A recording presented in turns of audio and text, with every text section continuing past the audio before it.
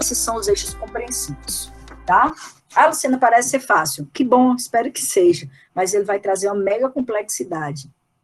E eu vou falar sobre eles nessa última hora que nos resta, vou até tirar o relógio aqui, que é para, quando vocês forem olhar os casos que eu for mandar para vocês ao longo das semanas, vocês olhem a partir desses 3 eixos. Esse é meu grande objetivo aqui, a partir desses 3 eixos. Vejam só, quando a gente fala em psicopatologia, o que a gente busca? Sintomas, síndromes, sinais, os transtornos, os desvios, as condutas, né? As definições de saúde, doença. É isso que a psicopatologia traz para mim. Né? É a busca por uma doença, é a busca por algo a ser estipado, é a busca por um funcionamento inadequado. É isso que a psicopatologia traz. Só que a gente esquece, muitas vezes, e espero que a gente não esqueça mais, que o João, ali que está com o quadro de um transtorno de personalidade paranoide, o João, ele não nasceu sozinho, ele não se constituiu sozinho, ele não é só no mundo. O próprio mundo vai ter uma economia, uma política, compreensões de raça, compreensões de etnia, vão ter escolas, vão ter instituições profissionais, vai ter um ecossistema, vai ter uma história, né? História passada, história construída hoje. O mundo que o João tivesse, mesmo que ele tivesse sozinho, já teria isso tudo. Só que o João não está só. O João tem famílias, ou não. O João tem amigo, ou não. O João passa por várias relações, inclusive relações de autoridade. O João passa por relações afetivo-sexuais, muitas vezes no próprio ambiente virtual. O João se afeta com essa relação com o outro. Então, a proposta é a gente pensar na patologia como essa relação desse indivíduo, do João, com o mundo onde o João vive, com as relações que o João tem. Eu sei que pode ser pesado, mas eu vou dizer isso para vocês, ninguém adoece sozinho, a gente adoece em relação, não importa o nome da doença, mas a pessoa não adoeceu só, ela adoeceu em relação. Tá? Em relação. Até dengue a gente pega porque um bichinho picou a gente. Né? O Covid também foi um vírus. As doenças, em particular de ordem psíquica, elas vêm na relação. A gente nomeia em um indivíduo, mas ela surge na relação com o outro, na relação com o mundo, na relação que a gente tem com a gente mesmo. E aí surge essa relação também, eu, que é o próprio indivíduo. Como que se deu o meu processo de aprendizagem? Porque eu não sou só marionete do meu. Eu não, as minhas relações. A Luciana que vocês estão vendo, estão falando com vocês, ela é um produto da educação, por exemplo, que os pais deram, mas não é só. Porque eu tenho uma irmã, por exemplo, que teve a mesma educação, a gente não é igual. A gente podia ser gêmeas, e a gente não seria, nós não seríamos iguais. Por quê? Porque existe um eu, uma pessoa, um sujeito dotado de escolhas, de liberdade, de potencialidade, de ir e vir. Então, eu tive meu processo de aprendizagem, eu tive minhas crenças, meus valores, minhas identificações, minha espiritualidade, minhas emoções, minha condição biológica, muitas vezes, e fisiológica, a minha corporeidade, né, o que eu coloquei aí rapidinho nos slides de amiscóplica, que são as minhas funções psíquicas, a minha atenção, minha memória, minha senso-percepção, minha cognição, minha orientação, meu pensamento, minha linguagem, minha inteligência, minha conduta, meu afeto, é meu. Né? Então, são esses 3 eixos. Se eu não compreender o ser humano a partir da relação que ele tem com o mundo, a partir da relação que ele tem com o outro, a partir da relação que ele tem com ele mesmo, eu não vou muito longe. Simples assim. Então, vamos lá. A psicopatologia, ela vai pedir o quê? Que a gente saiba de sintomas, de síndromes, de sinais, de transtornos, etc. Onde é que a gente vai pegar isso? Os manuais classificatórios. Esse meu velhinho já está todo cheio de durex. Manuais, como compêndios, né? Compêndio poeirado. Desculpem. Compêndio de psiquiatria. Esse aqui é um que eu gosto, que eu indico, inclusive, do Kaplan e do Sadok. Já está uma versão, acho que já está na 11ª, 14ª, 19ª, sei lá, já qual é. Essa minha versão ainda é a 7ª edição, né, faz tempo. Existem vários livros, dependendo da teoria que vocês forem pegar. Estava olhando ali uma coleção que eu tenho da arte médica, que tem vários, os transtornos assim, separadamente, sabe? Vocês podem pegar desde livros mais clássicos, mais comuns, como o Holmes, por exemplo, até uns mais complexos, como o do Vandenberg, né, um autor maravilhoso, um psiquiatra sensacional. Ele tem um livro que é O Paciente Psiquiátrico, assim, traz um pouco mais de complexidade na escrita do livro. Então, isso os livros trazem, tudo isso os livros trazem. Sintomas, as síndromes, os transtornos, as doenças.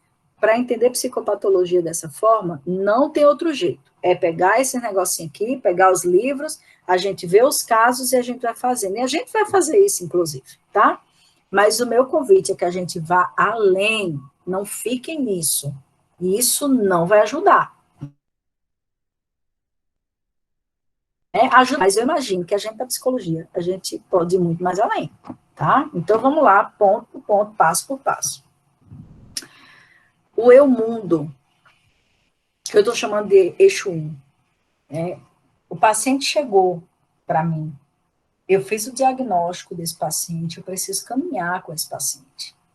Eu preciso saber, por exemplo, o histórico econômico desse meu paciente, qual é a realidade social desse paciente, qual é a realidade econômica desse meu paciente. Quando eu colocar aí de política, Luciana, política, não sei o que chatice, não sei o que, somos seres políticos, somos agentes políticos. Não tem como, a gente pode não ser partidário, a gente pode não querer se envolver com as brigaiadas de esquerda e de direita, isso é outra coisa, né? Mas um ser políticos nós somos, nós somos. Eu lembro de um rapaz que, por exemplo, quando teve o impeachment da Dilma, o cara se suicidou, né? Eu vi trechos da carta que ele deixou, era assim de chorar, né? Mas de chorar por quê? Porque ele, independente de quem tinha sido impeachmentado ou não estou entrando nesse viés.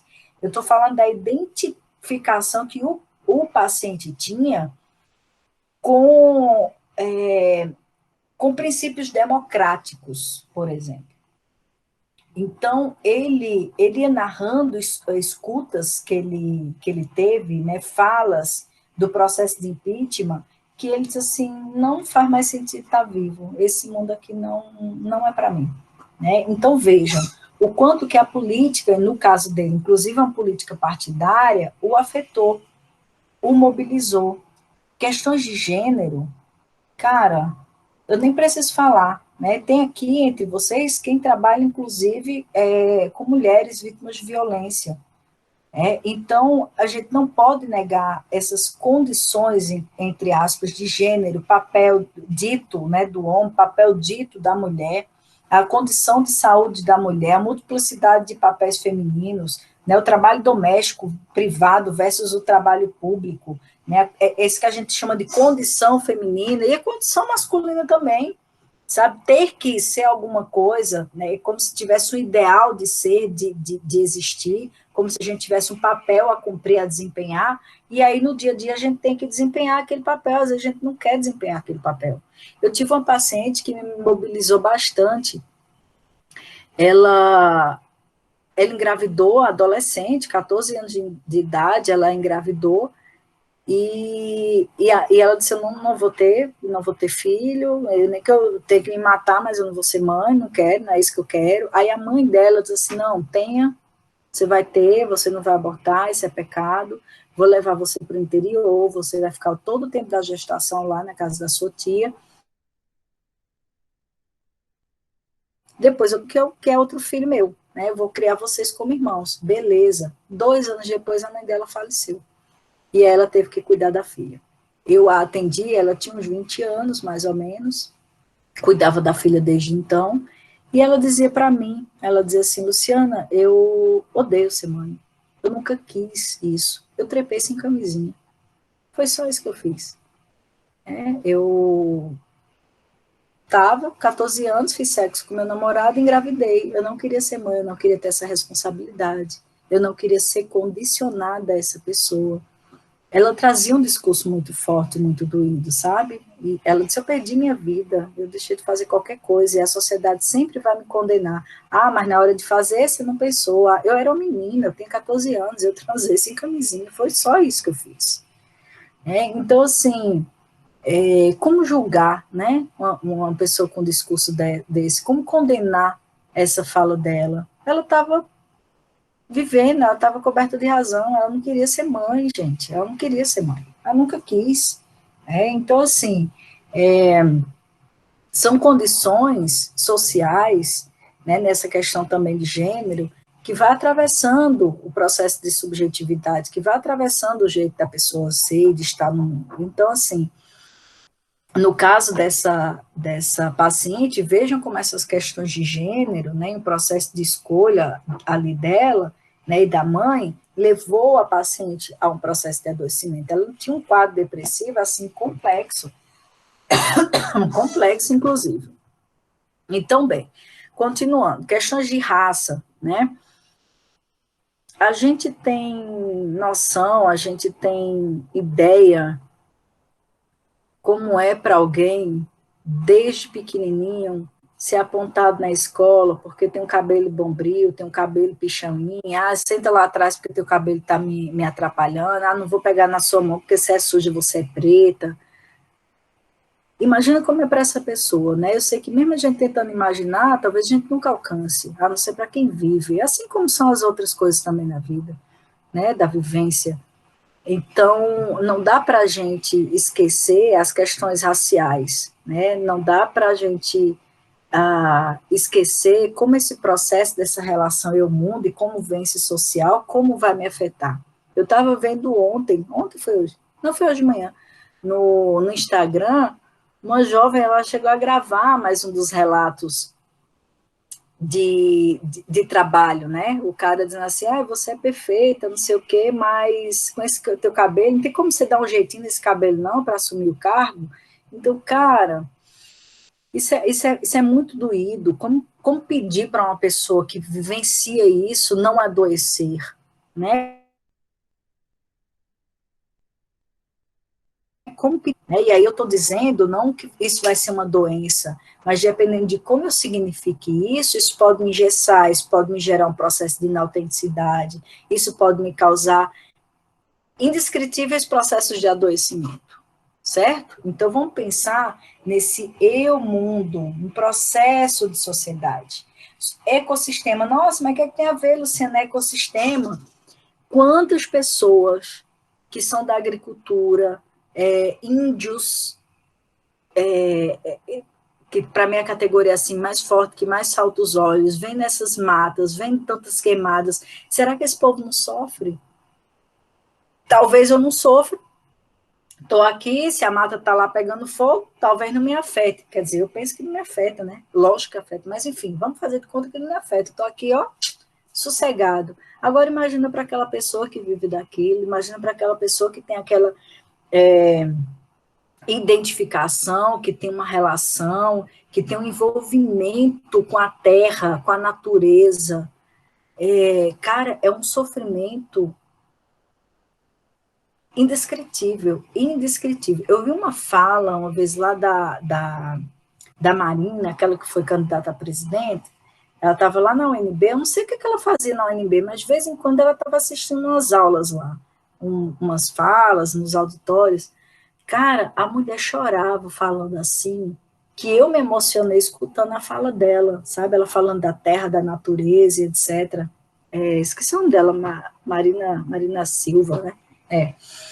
É, era forte, sabe? E as pessoas adoecem com isso, adoecem. Eu coloquei história aí porque tem pessoas que a gente vê que tem um apego à história do lugar, à história daquela comunidade, a história daquele bairro, a história da sua família, inclusive, a história daquela praça.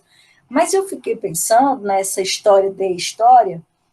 Ontem, por exemplo, é uma data, não é a data histórica, Dia dos Namorados. Gente, o que eu recebi de mensagenzinhas, em grupo de WhatsApp, de amigas, falando, algumas pessoas até sofrendo, de fato, porque não estavam com o namorado ou namorada, entendeu?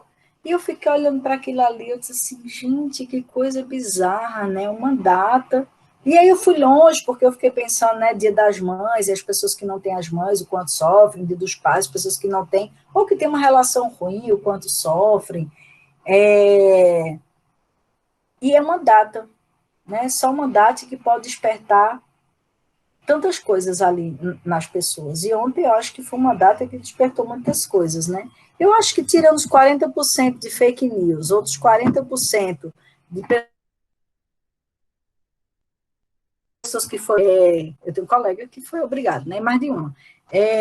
Tirando mais uma porcentagemzinha que exagera, ainda sobrou ali uns amores no Dia dos Namorados. Mas, enfim. Então, qual é a ideia? Aqui, nesse primeiro eixo, paciente chegou, eu vou ver só o paciente? Não. Quem é esse paciente no mundo? Ele, cada pessoa que fala, ela fala de algum lugar, tá? Isso é princípio da comunicação. Isso é princípio da análise, da análise discursiva, conteudista, inclusive, mas é mais discursiva. Cada falante fala de algum lugar. Então, a ideia desse eixo 1 é a gente descobrir de que lugar essa pessoa está falando. Que lugar é esse? Qual é a sua realidade social? O que é que lhe atravessa ali? Sobre religião, sobre educação, sobre sociedade no todo. Então, isso eu preciso compreender com o meu paciente, porque senão eu vou engessar o meu paciente em uma doença, e não é isso que a gente vai fazer. Tá? Então, quem é esse meu paciente? Esse meu paciente vem de que lugar? Esse é o primeiro eixo. Eu, mundo, ou seja, uma leitura de sociedade. Lembrando, não é a minha leitura de sociedade, tá, gente? Não é a minha leitura de sociedade. Ah, porque eu gosto muito de Guy Debord, eu adoro Byung-Chul Han, gosto do Bauman. Legal, você tem uma leitura de sociedade maravilhosa, mas é compreender a leitura do paciente. Qual é a realidade social do paciente? Qual é a relação que o paciente tem com a sociedade? Então, é nesse sentido. Eixo 1, tá? Essa história do espaço do ambiente, onde o paciente está, pode levar, inclusive, a algumas doenças com nomes, né? Porque agora eu estava falando de forma coletiva, geral. Vamos pensar nesse ambiente. O ambiente onde o paciente está, ele pode, esse mundo, né? Esse social, ele pode, inclusive, ser nomeado com quadro patológico, e é isso que a gente vai fazer no nosso próximo encontro presencial, e a gente vai treinando essas leituras ao longo dos nossas conversas no grupo. Então, vejam só, igual eu coloquei aí no slide, o adoecimento pode se manifestar como uma desorganização da relação eu-mundo. Exemplo, o espaço onde eu estou pode ser uma ameaça. O meu organismo é ameaçador. Às vezes, eu posso ter sido tão ameaçada na minha escola, quando eu estudava lá na escola, eu posso ter sido vítima de tantas situações lá na escola, que hoje eu posso desenvolver uma claustrofobia. Que hoje eu posso significar, simbolizar aquelas situações que eu me sentia presa, que eu me sentia aprisionada, que eu me sentia rendida, que eu me sentia menor do que o mundo, numa claustrofobia. Então, vejam, aí eu estou começando a dar nome, né, nosológicos, para situações, eventos, experiências, né, vivenciais. Então, a gente vê isso na claustrofobia, a gente vê isso na agorafobia, né? Então, aquele medo, ter medo de um lugar aberto, de passar mal, o que pode acontecer. Isso a gente vai verificar nos sintomas de pânico, muitos sintomas de ansiedade, por exemplo, a gente encontra muita coisa do espaço atrelado. O tempo, né? Como que eu vivencio o tempo nesses lugares? Então, às vezes, eu passei por um lugar X e desenvolvi, e aconteceu um trauma, como eu tive uma paciente que sofreu um sequestro relâmpago ali perto do aeroporto. Ela ficou com trauma, não conseguia andar naquele parkway por nada, muito menos à noite. Então, assim, é como se o tempo, aquela vivência daquele espaço, ele tivesse congelado na minha alma. Então, eu acorrento, né, aquela minha experiência, eu não deixo aquela experiência ficar no passado, eu deixo aquela experiência hoje. Não é por acaso que tem os transtornos de reação aguda ao estresse, os transtornos de estresse pós-traumáticos.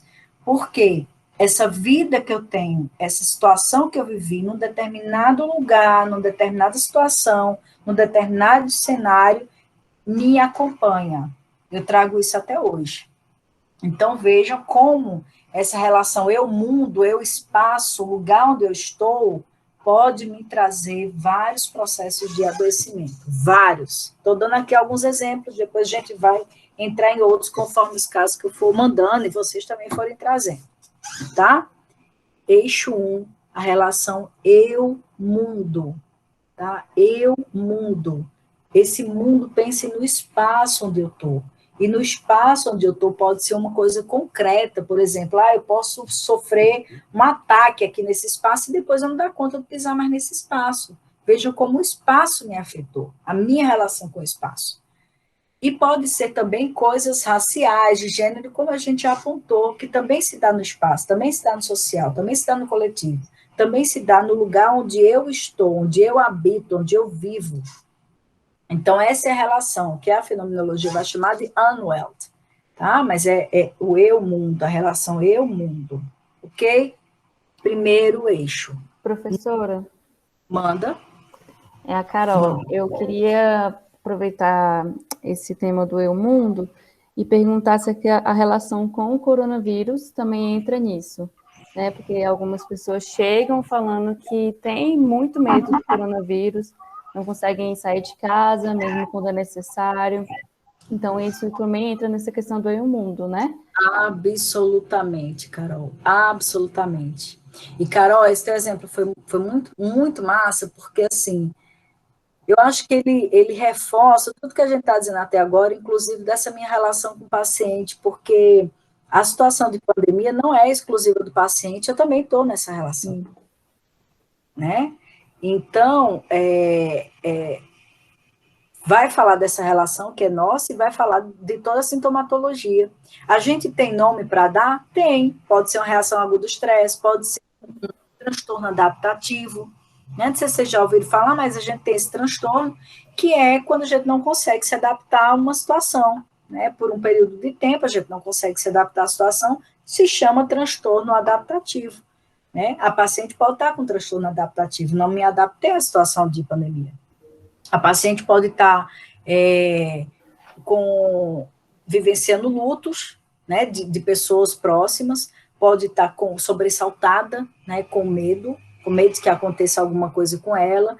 E eu tenho batido muito nessa tecla, Carol, assim, em outros lugares e outras falas que eu fiz, porque, assim, Piaget traz isso, o processo de acomodação. Isso é inerente à condição humana, né? Toda nova aprendizagem minha, todo novo conteúdo que eu vou aprender, ele precisa se ancorar em algo que eu já conheça. É inevitável, eu vou me ancorando em algo que eu já conheça para eu fazendo essa expansão e acomodação do conhecimento novo. Onde que a gente está acomodando a experiência de pandemia? Porque é algo totalmente novo, inusitado na nossa vida. Então, a gente está entrando em contato, né, algumas pessoas mais, outras menos, mas com os nossos medos, com os nossos temores, com os nossos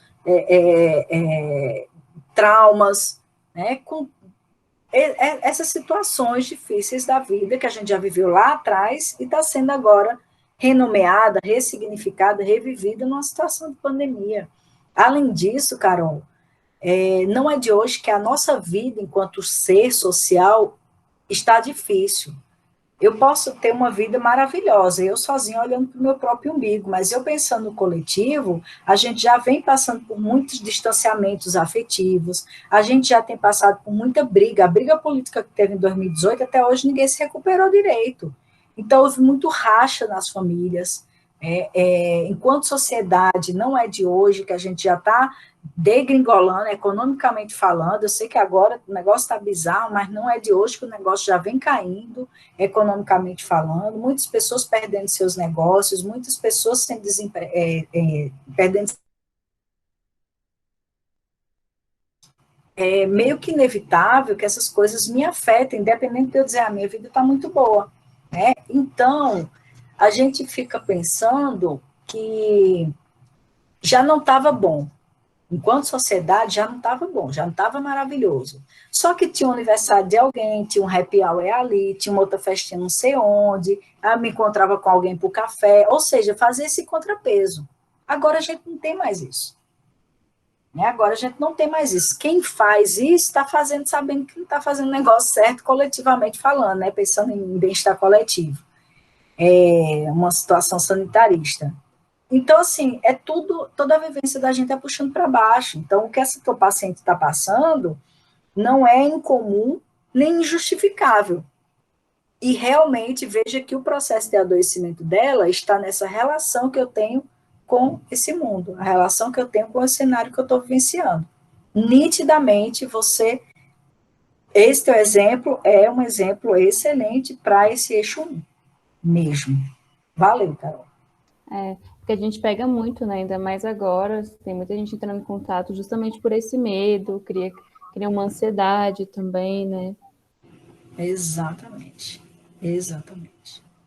Bora para o eixo 2. Relação eu-outro. É leitura, gente, obrigatória. Sabe o que é obrigatória? Obrigatória. A gente ter leitura ali daquelas disciplinas que a gente viu de família, de conjugal, não sei o quê, é obrigatório. Porque nenhum ser humano vem do nada. A grande maioria vem de uma família. Até que não tem família, sofre porque não teve família. Então, é a estrutura master da sociedade. Né? A palavra família vem de fâmulos, que quer dizer servo. Né? Olha que curioso. Então, a família, ela vai ser estruturante e estruturada das funções psíquicas de cada um de nós. De cada um de nós. Não vai ter um paciente que vai chegar até vocês que não tem um problema com a família. Ou com o pai, ou com a mãe, ou com o irmão, ou com a tia, ou com a sogra. Vai ter um membro da família que vai ser ali um peso, um calcanhar de Aquiles na vida do paciente. Então, a gente precisa ter leituras não estou dizendo de sistêmica, não é falando de teoria sistêmica, estou falando de sistema mesmo familiar. E de conceitos, assim como o ciclo de vida familiar, o ciclo vital, sobre segredos familiares, sobre as mensagens transgeracionais. Às vezes o nosso paciente está passando por uma coisa que era a mesma coisa que o vô tinha passado, e que isso aconteceu enquanto transmissão transgeracional. Né? Quantas situações, por exemplo, de famílias alcoolistas, a gente via que a família toda carrega isso, já carrega quase que um gene psicológico. Né? Então, família, a gente precisa estudar. Quando aparecer um paciente na tua frente, independente do quadro patológico, você não vai estar cuidando só dele, você vai ter ali uma família com você. Além disso, o paciente, você cuida dele ali 50 minutos, ele está o resto da vida com a família. Então, a gente precisa ter essa leitura de família, de circularidade, complementaridade, triangulação, são conceitos que a gente estuda quando a gente está com esse olhar mais para a família que a gente precisa ter. Né? Então, a gente pensar, por exemplo, como que se dá um processo de triangulação, quem que coliga com quem na família, sabe? Ah, mas não estou atendendo a família, eu sei, você está atendendo só a pessoa, mas aquela pessoa tem uma família, e às vezes ela é sintoma daquela família. Lembrem do caso que eu acabei de falar, da adolescente, que ela adoecia, que era para poder ocupar um lugar naquela família. né? Então, a gente precisa ter esse olhar de como que as coisas acontecem, de como que são as relações. Às vezes, o paciente que chega para nós, ele sempre vem como vítima. Até hoje, eu nunca atendi um paciente que chegou, sentou e disse assim, Luciana, eu não valho nada, por isso que eu estou aqui. Eu não presto, eu ferro com a minha família toda, eu sou a ovelha negra da família, né? Usando esse termo também inadequado, mas, enfim. Isso é comum, né? Aliás, isso não é comum acontecer um paciente que chega assim. Eu nunca encontrei ele. É sempre o bichinho, coitadinho, vítima de todo mundo. Eu não sei dizer não para ninguém. É sempre isso, né? A grande maioria é isso. Então, a gente precisa, de fato, ter uma leitura sobre família, né? Para a gente saber como que se dão ali aquelas relações, quem é o paciente, qual é o papel que ele ocupa, qual é a função dele naquela família, porque eu não tenho cálculos assim, gente, eu não tenho como dar uma porcentagem, mas eu posso apostar com vocês, e olha que eu só aposto para ganhar, que eu gosto de uma vantagemzinha, é bom que só. É, eu não consigo, assim, dizer um número, 30%, 20%, 80%, 90%, não tem, mas sem dúvida nenhuma, a maioria dos pacientes que nos chegam, independente de vir com um diagnóstico fechado ou não, eles sofreram, eles têm um processo de adoecimento oriundo da família. Mesmo que não seja diretamente ligado, mas ele está ali como uma comorbidade. Vou dar um exemplo para vocês. Eu tive um paciente que era caminhoneiro, e ele, numa cidadezinha aí, X, ele atropelou o moço que estava passando uma coisa de pedestre, sei lá, ele atropelou o cara e o cara veio a óbito. Depois disso, ele teve um trauma, ele não conseguiu mais dirigir, ele foi afastado pelo INSS, e aí ele não ganhava mais as comissões, ele recebia aquele negocinho, ele não fez outra coisa para trabalhar, vivia dessa aposentadoria dele e pronto. Então ele veio, teoricamente, para se cuidar do transtorno do pós-traumático. Era isso, né? Vim aqui porque eu sofri esse trauma, não consigo mais trabalhar. É isso. Cara, tinha tanta coisa aí, porque quando ele era caminhoneiro, ele ganhava uma boa grana, ele chegava, né, ele disse que chegava na rua dele, era uma rua fechada, quando ele chegava já buzinava o caminhão, era aquele sonzão, já vinham os filhos dele já correndo na calçada, e já correndo, se pendurando no caminhão, os vizinhos vinham também, porque ele pegava umas moedas que ele ia guardando ao longo da viagem e colocava num saco essas moedas e dava para os filhos dele. Tipo assim, parecia o rei do bairro, sabe? Jogava assim para as crianças e as crianças já saíam, obrigada, não sei o quê, tarará, gritando, era aquela farra. Ele trabalhava com carga X, sempre sobrava, enfim, ele chegava com essas cargas e aí distribuía lá para dentro da casa dele, para os vizinhos. Resumindo, ele era o the best. Depois que aconteceu isso, ele não tinha vizinho, ele não tinha amigo, a própria família relegou ele, né? Ele vivia morando numa casinha dos fundos, ele não morava mais nem dentro de casa com a família, de tão que ele foi sendo marginalizado, excluído, né? E aí, vejam, como a família esteve impactada, a gente tem que pensar qual é a origem desse homem, o que que levou ele a atropelar uma pessoa e depois ele não ter mais condições de dirigir. Porque cá para nós tem um monte de gente matando outras aí, inclusive porque dirigiram bêbadas e continuou dirigindo, não aconteceu nada com elas. E por que que ele desenvolve esse tipo de transtorno? Né? Qual era a constituição de persona que ele tinha antes? Qual era o nível, o rigor que ele tinha com a responsabilidade, com a vida, com a direção prudente, com nunca errar, né, com a rigidez que ele tinha, que o levou a, uma vez cometendo isso, ele se engessar de tal forma que ele não conseguia trabalhar com mais nada, nem serviços gerais, com qualquer outra coisa na vida, ele não conseguia mais trabalhar.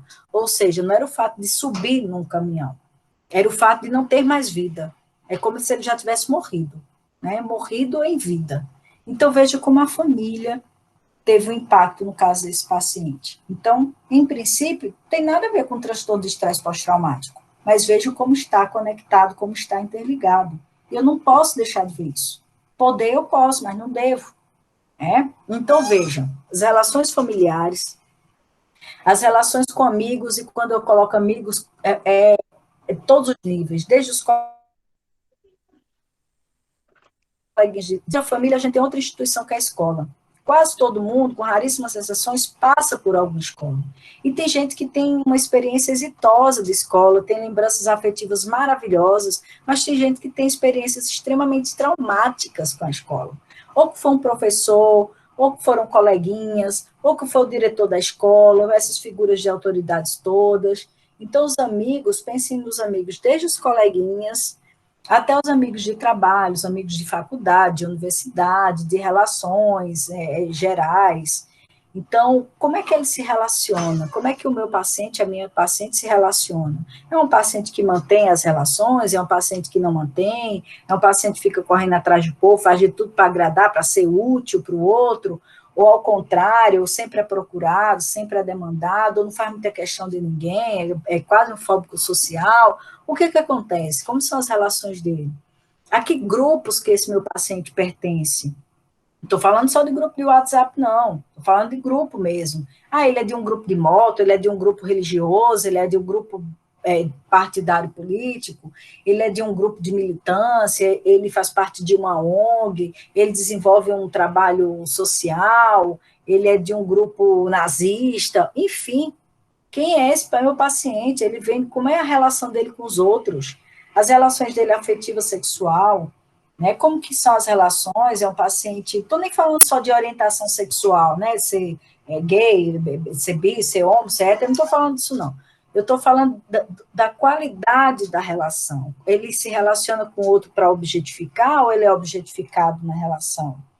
Ele tem a relação afetiva como assim, você é o ar que eu respiro, ou blazer, não está nem aí. Como que esse meu paciente lida com o ambiente virtual?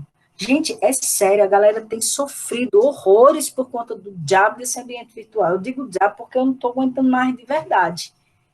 É de lascar, assim, as pessoas. Eu estou acompanhando um caso X aí de uma adolescente novinha adolescente, que está fazendo harmonização facial, está colocando botox, silicone no lábio, fora aquelas outras coisas já comuns, né, de coisa de sobrancelha, não sei o que, os mais clichês. Então, assim, é um sofrimento, nossa, todo mundo com namorado, menos eu, né, ontem eu escutei isso horrores, escutei várias vezes, várias vezes. As pessoas são bonitas, são felizes no ambiente virtual, pois é, né? Tá vendo um meme lá, uma jovem, tem uma hora que ela vira, aí a outra diz assim, amiga, essa foto não é você. Olha que foto é essa que você está postando. Aí ela disse, se você quiser me ver feia, vem aqui em casa. No meu perfil eu vou botar uma foto linda mesmo que não pareça comigo, mas eu vou botar. Então, assim, provocado alguns processos de adoecimento mesmo, porque no ambiente virtual ninguém posta pagando conta, ninguém posta chorando e borrando a maquiagem, ninguém posta foto na hora que foi demitida. Eu acho que eu fui a única. Na hora que eu saí da Católica, a primeira coisa que eu fiz foi tirar uma foto. Disse, Márcia, consegui, estou saindo, me livrei, amém. Deixa eu tirar uma foto, vai ser a última foto eu aqui, né? Então, mas em geral as pessoas não tiram, né? Foto das coisas aparentemente ruins, mas que eu acho que são do vivido, que é da nossa relação, do nosso dia a dia. Né? Eu lembrando aqui, claro que eu postei porque era uma coisa que eu queria, foi um sonho realizado. Aí ficou fácil para mim, realmente. Mas eu acho que se eu tivesse saído lá triste, se eu tivesse sido demitida, eu acho que eu ia ter ficado mal. Mas, enfim, voltando, né? Luciana, Oi. só complementando, porque aí a gente vê com o nosso olhar também, né? Eu sou doula, então toda vez que eu faço alguma investigação com o outro, eu também pergunto sempre da gestação. Como foi a gestação, qual foi o tipo de parto, e aí eu também faço essa investigação aí, e que em alguns casos agora eu vi que fez a diferença isso também, do olhar para o paciente. Ótimo, Carol. Ótimo, perfeito. Perfeito. Que isso a gente Mas do próprio paciente, que você está dizendo? Do próprio paciente e da família também, né? Porque isso reflete as crenças familiares, né? Porque a gente Sim. também vai olhar para a sociedade, né? Como a gente nasce nessa sociedade, mas também daquela família em específico, né? As crenças que aquela família produz e o que isso vai causar para o sujeito, como ele nasceu e como isso Ótimo. vai afetá-lo, né?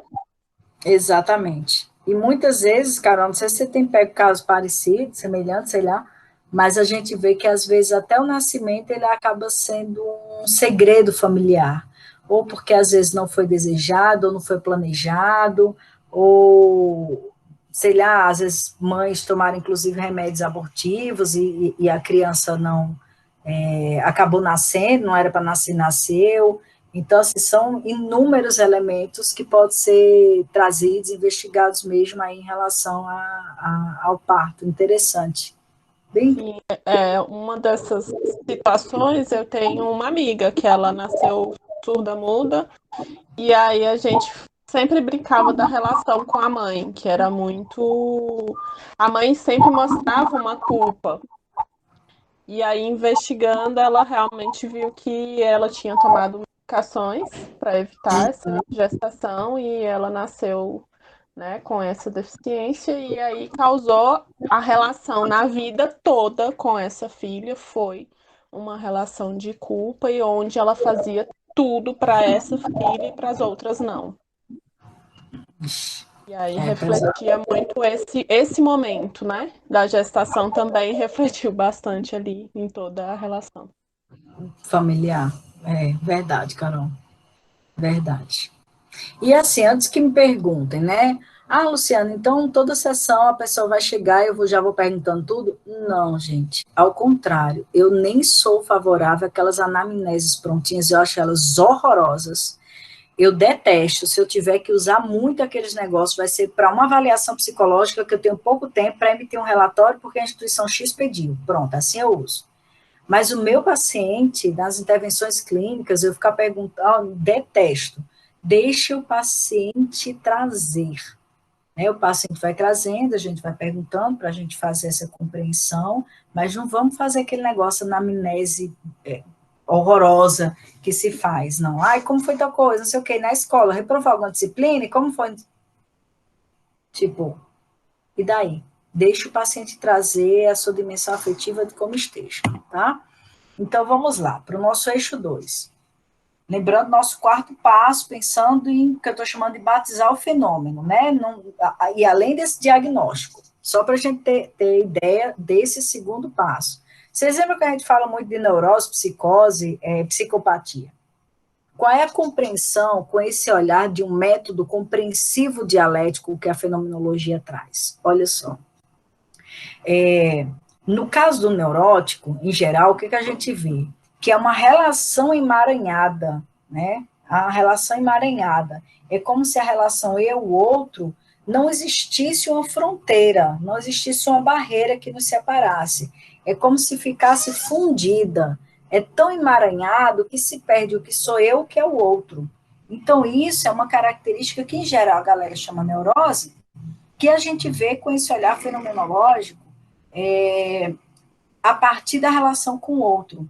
Então, vamos pensar como é que o meu paciente se relaciona com o outro. Ele coloca os limites, ele acaba fazendo o que o outro quer, seguindo a vida do outro, ele se emaranha, se funde, né, nessa relação.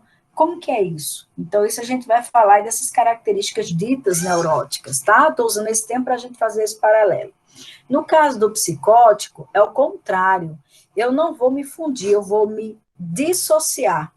Eu me dissocio, é como se não houvesse a relação com o outro. Só que, por um princípio ontológico e entificado ao mesmo tempo, quando eu nego o outro, eu também nego a mim. É como se eu rompesse com o real de relação com o outro, mas eu também rompo com o real que sou eu.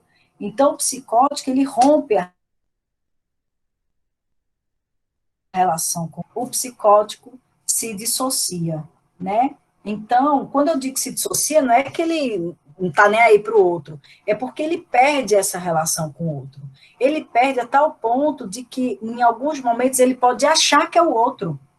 Não, por acaso tem uns que dizem que é Elizabeth, não sei das quantas, Frei não sei o quê, é um Cristo, outro acho que é Napoleão Bonaparte, outro diz que é Tiradentes, outro não sei o quê. Teve um paciente lá no Instituto de Saúde Mental que eu adorava, ele dizia, ele era apaixonado por uma enfermeira, e ele dizia, ele não simbolizava, sabe o negócio que a gente às vezes diz assim, você está com meu coração, né? Você levou meu coração. Para ele, esse levou o coração era concreto, era como se a enfermeira tivesse com o coração dele mesmo. Ele dizia, lá vai ela com meu coração, ó como ele bate. Mas não era a poesia, era o coração mesmo, é como se ela tivesse com o coração dele.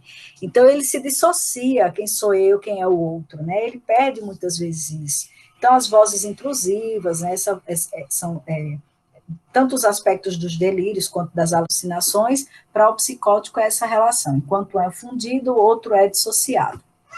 Na psicopatia, já é diferente, eu tenho uma relação com o outro, mas eu tenho uma relação de coisificação. Então, é uma relação de objeto. Eu me relaciono com o outro para o outro me nutrir, para o outro me dar esse prazer. Então, no caso de um maníaco do parque, por exemplo, ele tem a relação com o outro, ele estabelece uma relação com o outro, mas é uma relação de interesse para que o outro me dê esse prazer sexual. Né? Então, eu coisifico o outro, constantemente eu coisifico o outro. Eu estou falando da psicopatia porque eu usei como exemplo, mas a personalidade narcisista não vai muito diferente disso aí, não, tá? Então, só para a gente ter uma ideia de transtornos e da relação desses transtornos com esses eixos. Nesse segundo eixo, eu trouxe esses como exemplo para a gente ver a manifestação do processo de adoecimento, como ela se dá na minha relação com o outro. Repito, não é que o outro impõe uma doença para mim, sou eu que significo na minha relação com o outro esse processo de adoecimento. Eu sei que parece ser estranho dizer isso, mas a doença não se apossa de mim. A doença não está aqui parando e diz, pronto, agora vai ser a Luciana depressiva. Não, a depressão é um processo, inclusive, de escolha minha. Não é uma escolha deliberada, a partir de hoje vou ter depressão. Não é isso. Mas são as minhas vivências, o meu vivido, o meu relacionar comigo, com o outro, com o ambiente, e eu vou elegendo ficar desse jeito. Tá? Então, vamos pensar nisso para a gente não achar que a doença vem e se apodera do corpo. Não existe isso, não. Não existe isso.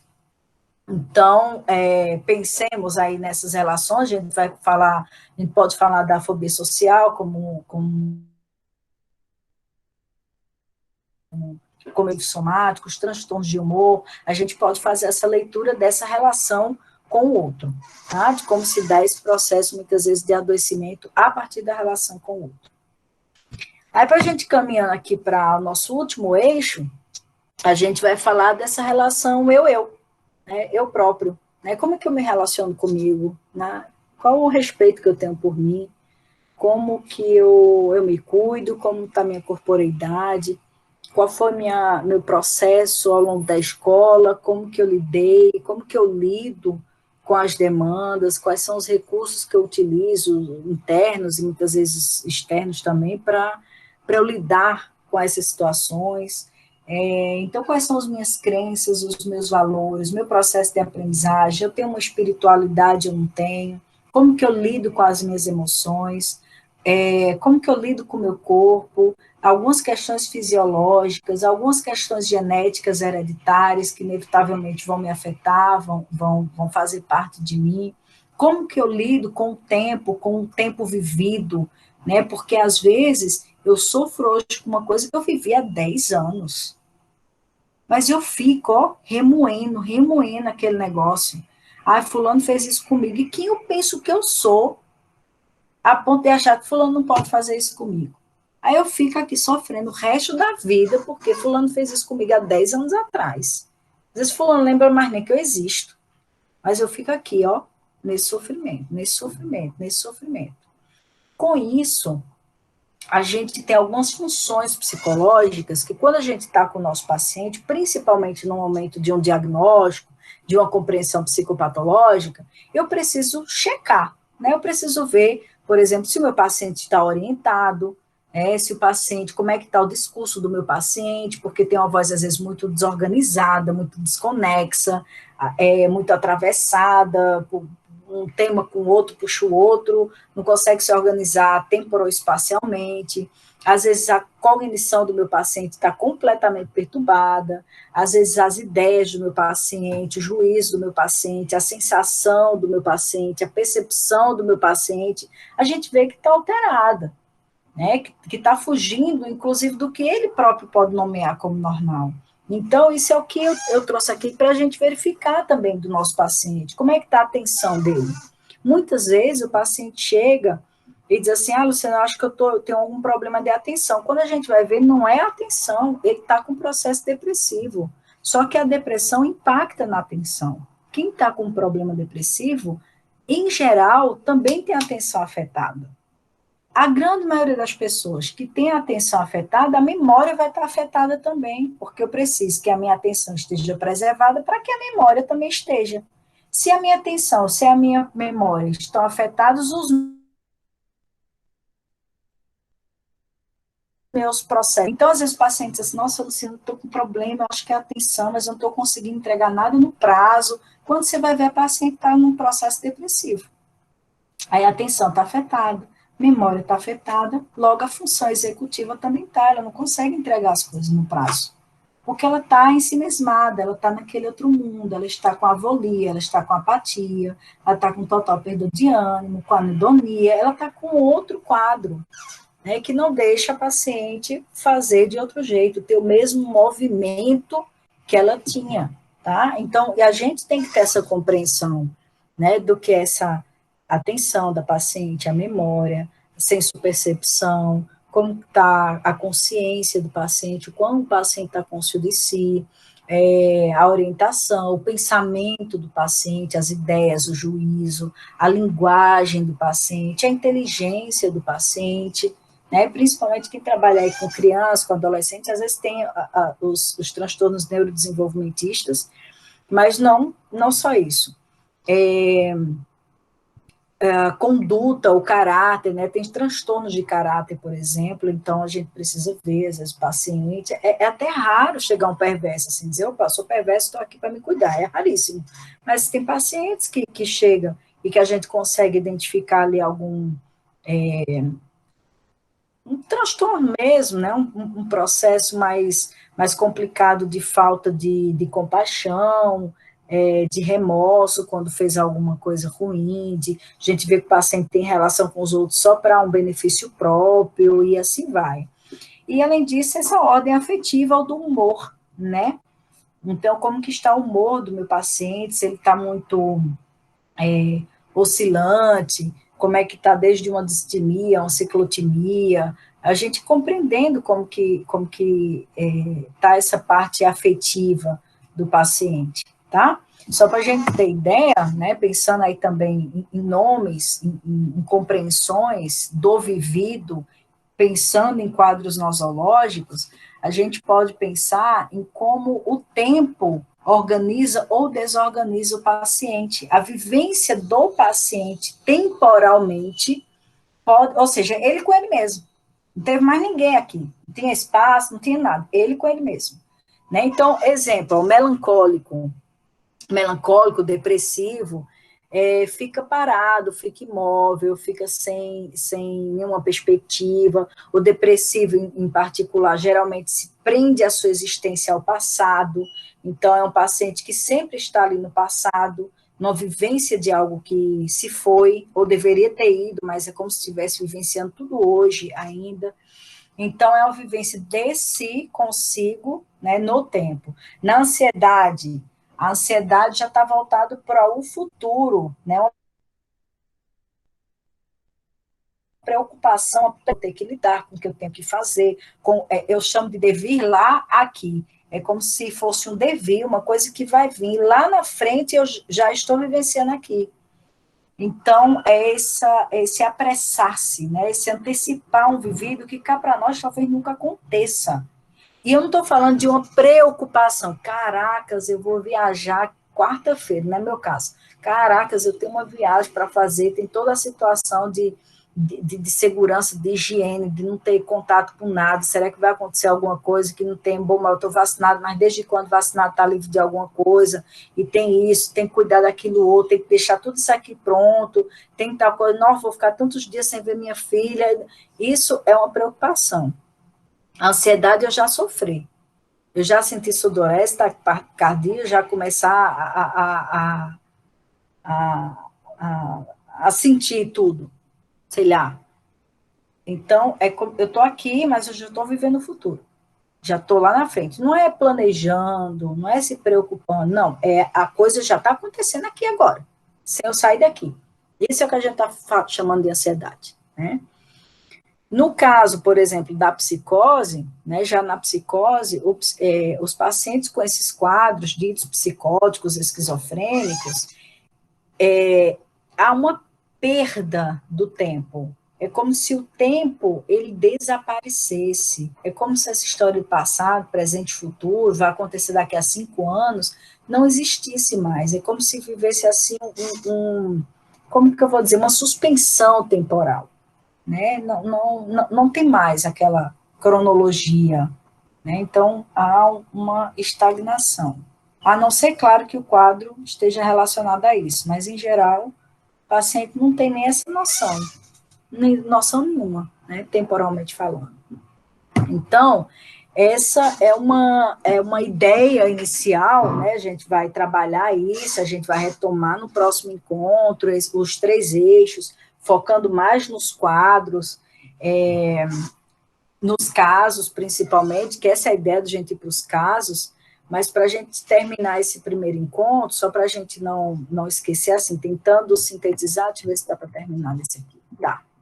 Né? Então, assim, para a gente tentar sintetizar aqui, um resumo, o que a gente faz, isso que eu estou chamando de quarto passo. Luciano, como assim quarto passo? Primeiro, estou sabendo quem é o paciente, é o encontro desses desconhecidos.